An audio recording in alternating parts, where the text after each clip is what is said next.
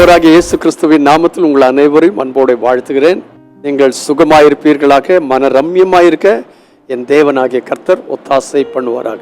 இன்றைக்கும் லூக்கா சுவிசேஷம் 1ஆம் அதிகாரத்திலிருந்து சில வசனங்களை நான் உங்களுக்கு சொல்ல விரும்புகிறேன். இந்த 1ஆம் அதிகாரத்தில் இந்த குறிப்பிட்ட சந்தர்ப்பத்தில் சகரியா, எலிசபெத் இவர்கள் கர்த்தரிட்ட பணியை அவர்கள் இருவருமாய் சேர்ந்து செய்து வந்தார்கள் என்று சொல்லப்பட்டிருக்கிறது.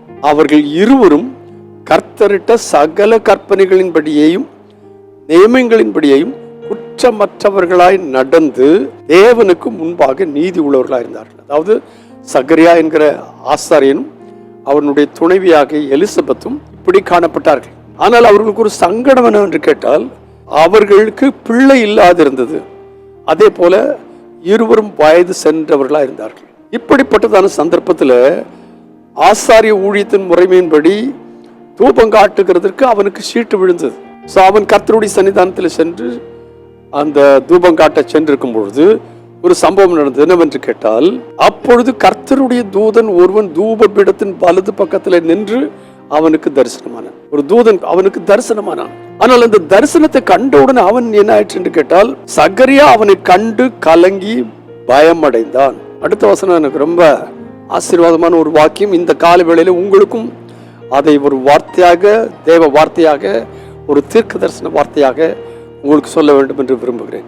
என்னவென்று கேட்டால், தூதன் அவனை நோக்கி, சகரியாவே பயப்படாதே, உன் வேண்டுதல் கேட்கப்பட்டது. அல்லேலூயா. அப்படியானால் வயது சென்றிருந்த போதிலும் தனக்கு ஒரு பிள்ளை இல்லையே என்கிற ஒரு ஏக்கம் அவனை வாட்டிக் கொண்டிருந்தது. அவனுடைய மனைவியும் வாட்டிக் கொண்டிருந்தது.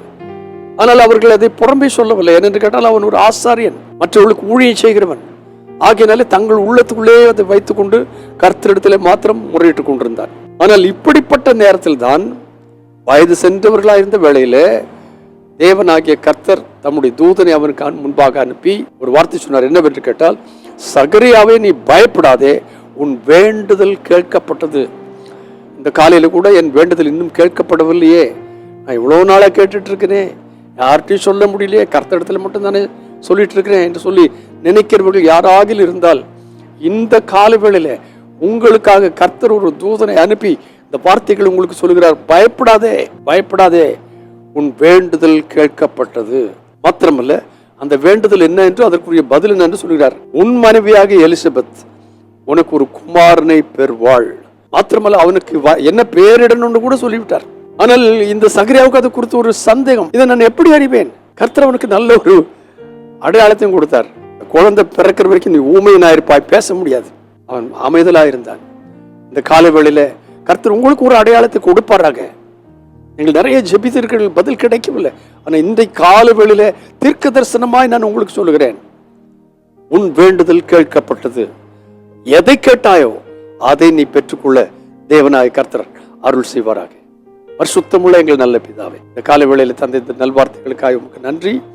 இந்த வார்த்தைகளின்படியே நாங்கள் எதை கேட்டிருக்கிறோமோ, எதற்காக பயந்து கொண்டிருந்தோமோ, அந்த பயம் நீங்கப்பட்டவர்களாய் நீர் எங்களுக்கு தந்த வார்த்தையின்படியே உன் வேண்டுதல் கேட்கப்பட்டது என்கிற நிச்சயத்தோடு இந்த நாளையும் எதிர்வரும் நாட்களையும் சந்திக்க கர்த்தர் கிருபை தாரும். கர்த்தருடைய நாமத்தை மகிமைப்படுத்தும். இயேசு கிறிஸ்துவின் நாமத்தில் பிதாவே, ஆமென், ஆமென். பயப்படாதிருங்கள், கர்த்தருடைய வார்த்தையை நம்புங்கள், உங்கள் வேண்டுதல் கேட்கப்பட்டது. God bless you abundantly again and again and again and again. Amen.